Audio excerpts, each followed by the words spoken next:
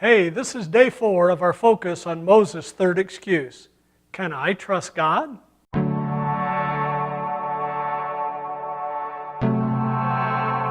In Exodus 3 and 4, God gave Moses a series of promises, but Moses continued to doubt and question God.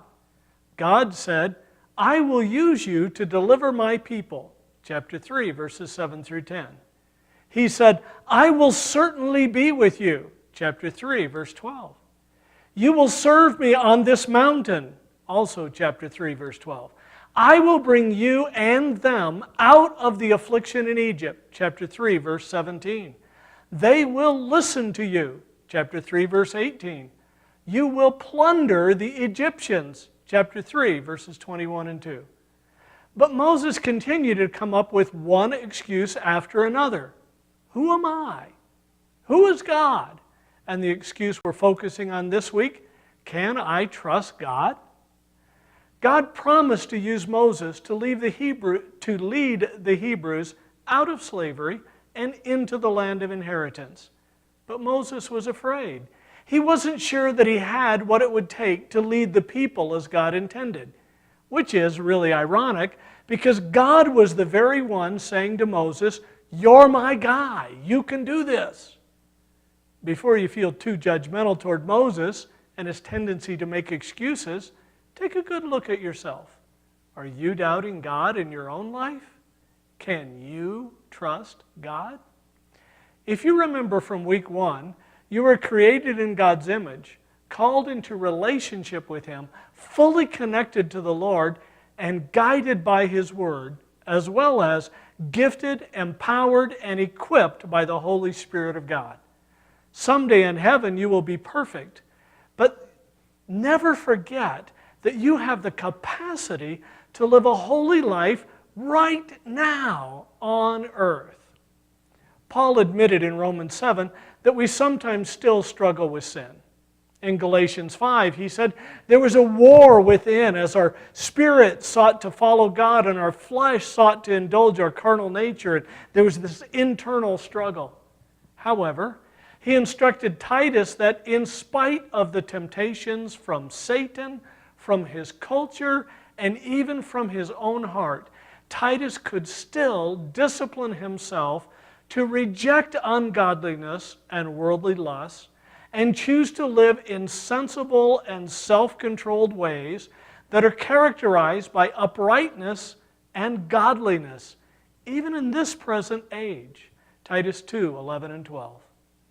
Peter agreed with Paul, saying that God's divine power has already given believers everything they might need to live a godly and virtuous life. 2 Peter 1, 3 and 4.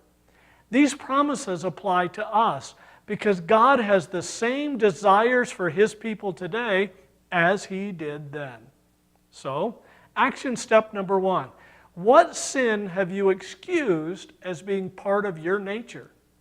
I've known believers who would use vile language, tell filthy jokes, gossip, or shirk their responsibilities and refuse to take any responsibility to change.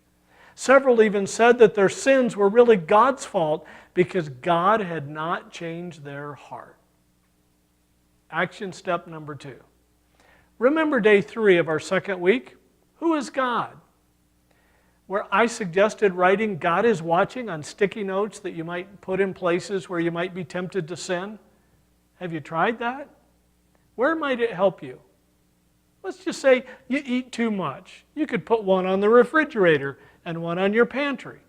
If you drive too fast, put one right beside your speedometer. If you lazily watch shows and movies that encourage ungodly lifestyles, put one on the side of the television and one on the remote. However, if you're tempted to be mean to cats, please don't try and put one on a cat. It wouldn't stick anyway. Just don't do it. Action step number 3. James chapter 5 encouraged believers to establish accountability with each other and even share our struggles and sinful temptations. Your family of believers can help protect you against sin.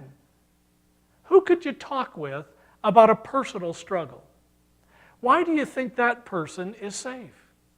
Write down one thing that you can share with one person to be accountable, and then do it. Honestly, it's really kind of amazing how telling someone helps you and me become more aware of the issue, and then begins to turn our hearts toward victory.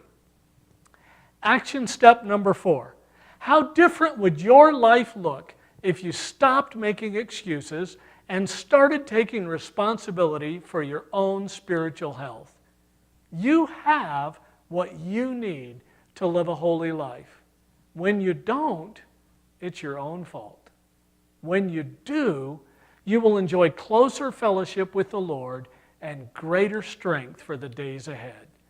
You can trust God, and you can serve God. He's given you the capacity for both. God bless you guys.